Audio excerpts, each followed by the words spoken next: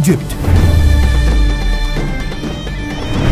دنیا کی پہلی بڑی سپر پاور فرعون کی سٹی. اسی ایجپٹ کے بارے میں آپ صلی اللہ علیہ وسلم نے اپنی وفات سے پہلے کلیئرلی بتا دیا تھا کہ تم مسلمان ضرور ایک دن ایجپٹ کو فتح کرو گے، لیکن یاد رکھنا جب تم ایجپٹ کو فتح کرو تو وہاں کے عام لوگوں کے ساتھ نیکی سے پیش آنا، کیونکہ وہ تمہارے رشتہ دار ہیں. ناؤ آپ صلی اللہ علیہ وسلم کی وفات کے کچھ ہی عرصے بعد مسلمانوں نے عمر بن خطاب کی لیڈرشپ میں رومن اور پرشین امپائر کو ہرا کر ان سے یہ سارے علاقے فتح کر لیے. لیکن جیسے ہی مسلمانوں نے یہ سارے علاقے فتح کیے، اچانک یہاں پر ایک بہت بڑا مسئلہ ہوا. ان نئے علاقوں میں ایک بہت ہی خطرناک بیماری طاعون ہر طرف پھیل گئی، جس سے مسلمانوں کی سپیڈ تو ختم ہو ہی گئی، لیکن اس بیماری سے مسلمانوں کے سارے بڑے جنرلز شہید ہو گئے. اور نئے جنرلز کو چانس ملا کہ وہ آگے آ کر مسلمانوں کو لیڈ کر سکے. تو اب ان بڑے جنرلز کے شہید ہونے کی وجہ سے حضرت عمر نے ان علاقوں میں نئے جنرلز لگائے اور یہاں پر مسلمانوں کا آرمی چیف عمر بن عاص رضی اللہ تعالیٰ عنہ کو بنایا. عمر بن عاص کے آرمی چیف بننے کے بعد آہستہ آہستہ یہ بیماری ختم ہو گئی، اور جب حضرت عمر کو مدینہ میں اس کا پتہ چلا تو وہ خود حالات کو کنٹرول کرنے کے لیے مدینہ سے مسلمانوں کی فوج کی طرف گئے. لیکن آف کورس جانے سے پہلے انہوں نے مدینہ اور پورے عرب کا کنٹرول حضرت علی رضی اللہ تعالیٰ عنہ کے حوالے کیا. مطلب آف کورس اگر حضرت عمر کو اس سفر میں کچھ ہو جاتا تو آٹومیٹکلی حضرت علی رضی اللہ تعالیٰ عنہ اس پوری امپائر کے نئے خلیفہ بن جاتے.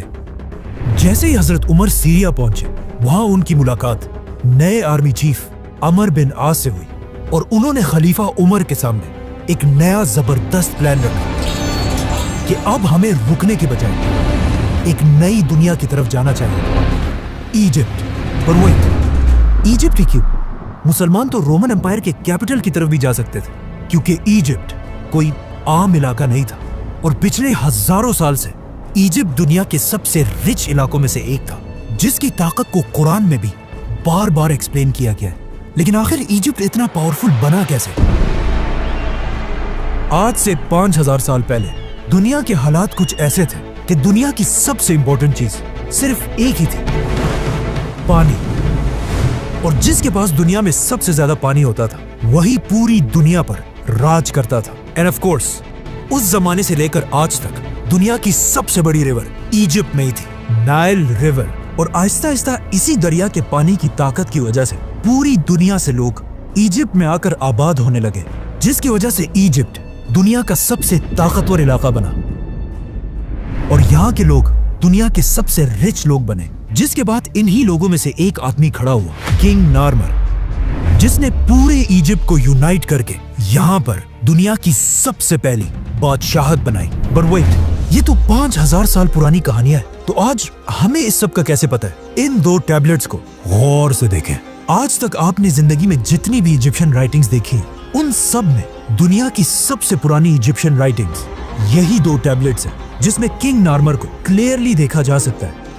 آہستہ آہستہ یہی ایجپشین امپائر طاقتور ہوتی گئی، اور اگلے 1000 سال تک ایجپٹ ہی پوری دنیا پر راج کرتا رہا. 1000 سال تک دنیا کی سپر پاور رہنے کے بعد اب ایجپشین فرعونوں کو یہ بات کنفرم ہو چکی تھی کہ ان سے بڑا اس پورے یونیورس میں کوئی بھی نہیں ہے. جس کے بعد پہلی بار انہوں نے ایک ایسا دعویٰ کیا جو ان سے پہلے کسی نے نہیں کیا تھا.